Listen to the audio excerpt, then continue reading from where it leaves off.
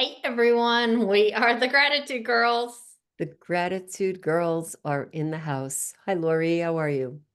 I'm wonderful. How are you, Catherine? I'm good. I brought my sexy voice tonight because I'm sporting a little bit of a throat symphony. So I brought it to the forefront. I'll introduce myself really quickly and then we'll get into tonight's topic. If you're here for the first time and you've never been with Laurie and I, my name is Catherine Asaro Myers, affectionately known as RaRa. I like to walk in and say, RaRa's in the house. And I'm here with my amazing partner. And I am Lori Delpredecki, and I am outside of Nashville, Tennessee. Tonight, we're going to talk to you about a topic that might be hard for some of you to even read, yet alone think about. Who do you turn to if you're thinking of quitting? When you think you're ready to quit, when you want to quit, when you are done, you're in the pool, you're swimming, you're going for that medal, and you say, I can't do it, I'm going to quit. Oh, was I talking about that? You're driving and you're going to see your family, and there's a lot of traffic, and you quit. I wasn't really talking about that. You get up in the morning and you're thinking of going to the gym, but you just feel a little achy. So you decide that's the day to quit because you just don't feel like doing it. Or maybe you have a presentation and your boss asks you to let him sit in, and you decide, I'm going to quit because I'm not going to present in front of you. Or you wake up and you just say, I don't feel worth it today. So I'm just going to quit, period. Who do you turn to when you're having a day like that? Well, we recommend you go to a professional, specifically these professionals right here. So, Lori, what do you do when you wake up or go to sleep or in the middle of the day have those crazy thoughts of, I think I'll just quit today instead? Yeah, I've done that throughout my career many times, right? You join a company and, oh, you're not a millionaire in 3 months. Let's jump to the next company, right? Or you start a job, like an actual 9 to 5. And, the old school way of work 40 years and then get the gold watch and then retire, right? And how many people are like, oh no, I can't stay at this job because they're not doing this for me or they're not doing that for me. So the grass looks greener on this side of the yard. So let me go to this job. And so you keep jumping the different ones. And then, but if you just stay the course, like if you do the research, right? Because a lot of things you might do might not be the right thing. And so then you might need to jump and go somewhere else.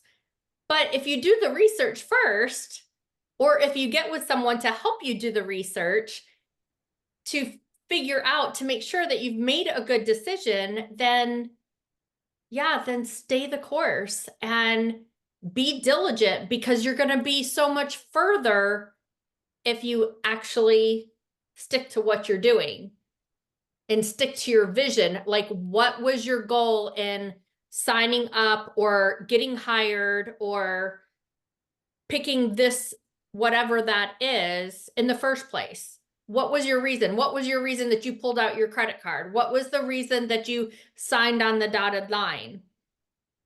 And look back at that vision and that goal that you had, because sometimes the hard days are really hard. But exactly that, a good coach can help you to figure out how to stay that course and reroute you. And like they say with the GPS, right? If you get off just by 1%, eventually you're going to be going way somewhere totally different than where you had planned to. Like if I go to see Catherine in Niagara Falls from Nashville, if I scooch off the course 1% in that 13-hour drive, I'm not going to see her. I'm going to see someone else. Right. And you might think you're going in the same direction. I like so many things that you said. There's a word that applies to many businesses, and I'll use this because it's good for sports too, momentum. When we build and develop, if someone were to come up to me and say, you know what, I think you should quit yoga. I think it's just taking too much of your time, and you could be helping people instead of going to yoga because that's something that you're doing for yourself. And if you quit yoga, you can just do it at home. You don't have to go to the studio. And if someone derailed me and interrupted my momentum, and I thought, well, maybe that's right. Maybe I could see you and that whoever that you was. And I can stop going to yoga. But my mental health, my physical, my emotional, my spiritual being depends on that. So if I quit while I have developed and built momentum, I am going to have a ripple effect, create a ripple effect backwards. So all the forward movement that I have by stopping, by quitting, by changing, will then create this undertow, which will then come and take away all of that momentum. And then I'll be left with this brand new idea without a foundation. As Laurie said, do the research. So if you want the carpet pulled out from under you, quit like that. Listen to somebody who has absolutely no idea about what you're doing. Accept judgment from someone, knowing that that's not the right thing to do in the first place. Feel less than, don't feel enough. And you will take your magic carpet or your regular carpet and you will pull it right out from under your feet. And sometimes when you lose your footing, you lose your balance. And when you lose your balance and you're out of alignment, it just doesn't happen the same way. So I strongly am a big, strong advocate, not a big person, but I'm a big, strong advocate of staying with the plan. If you doubt yourself, get a coach. Tell the coach, say, Laurie, RaRa, I doubt myself. I think this was a terrible plan. Review it. Maybe it could be improved, but putting it into the fire and burning it is very radical. And as a behavior modification specialist, I invite you to look at each step and each pebble along the way. And like Laurie said, maybe changing altogether the course might be a recommendation, but it usually isn't overnight because somebody has just recommended that you do that. And if you're looking to be a millionaire, my question would be, how far are you from it today? One decision? And how much time are you willing to invest in your millionaire plan, whether it's financial or fruitful? If anybody who's watching tonight has ever felt love, even if you felt it instantly, like I did the moment I met my husband, it's 39 years of a very long journey, and we don't have enough time for me to share one 100th of it. So the love that we feel today has been a journey of many different roads. And if we didn't stay the course, we wouldn't be here to tell you about it. So I don't recommend you quit. I recommend you get good advice, like Laurie said. Yeah, exactly. And just like, I was just thinking when you were talking, we bought this super fancy several $1,000 elliptical. Mm. And I had the idea, I'm going to get on it 15 minutes in the morning and 15 minutes before I go to bed, and maybe even 15 minutes sometime throughout the day. And of course, I wasn't as diligent as I had planned before we bought it, right? But still, there's been several times that I've told myself, though, what was my original goal? Yeah, am I not perfectly in shape, lost weight, fit and trim and toned in 3 months? No. But do I quit then? Or do I say, it didn't work for me? Or do I stay the course? Do I keep going? Because my results will be there if I'm diligent. And what was the reason I pulled out my credit card in the first place? Right? Like, remember that. And think about that like in any decision that you're making.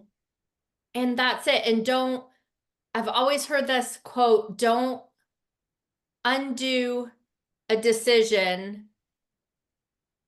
on a bad day that you made in faith before. I forget like the rhyme Mhm. way that it goes, but that's the gist of it, right? So before you undo a decision, check with someone who's been there.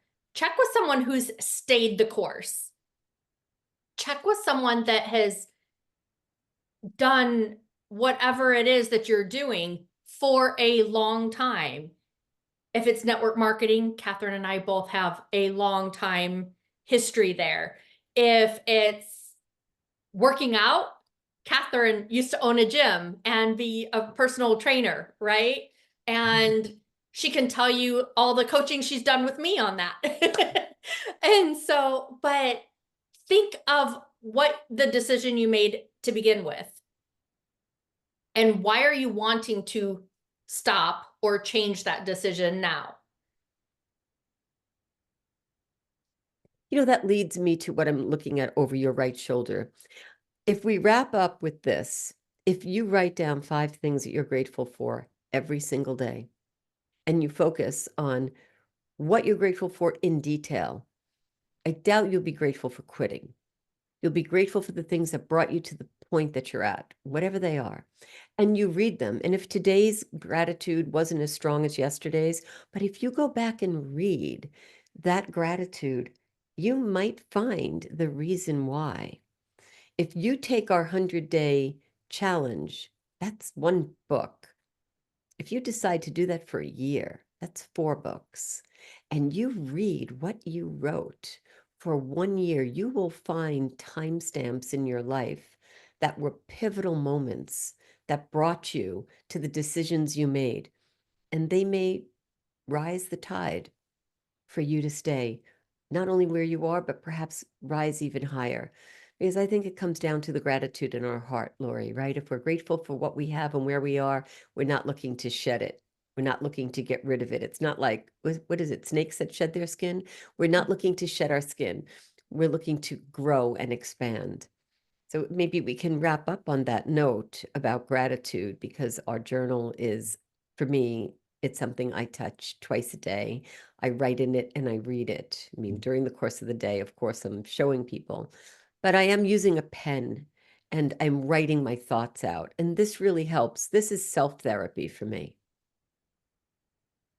Yeah, definitely writing it out helps because I wrote gratitude journal for years, but like for a while I was getting everything digital, right? And so I had my digital gratitude journal and I thought, oh, well, that's nice because then one day when I'm gone, my kids could find that file and they could read everything. Well, it doesn't help you as much if you don't write it. There's just something about taking that pen to paper, the good old school way, and writing it. But then also the days that aren't so great for you, because we all have them, no matter who we are, right? You can go back and you can read that book. And that automatically helps you lift yourself up and reignite yourself. And so go on Amazon.com or .ca or wherever you at. We are in several countries. You can get your Gratitude Girls Journal. It's a 100-day challenge. We challenge you to take our 100-day challenge and do that. And if you're thinking about quitting and you need somebody to talk to about that, go to gratitudegirls.com. You can see all our past training there. You could also go to facebook.com/gratitudegirls and hit message there, like the page, send us a message there, or gratitudegirlscoaching@gmail.com and contact us, and we'll be happy to talk to you. Thank you so much. Thank you for being here, Laurie. I'm so happy that we have each other. Thank you. Thanks, everyone. See you next week.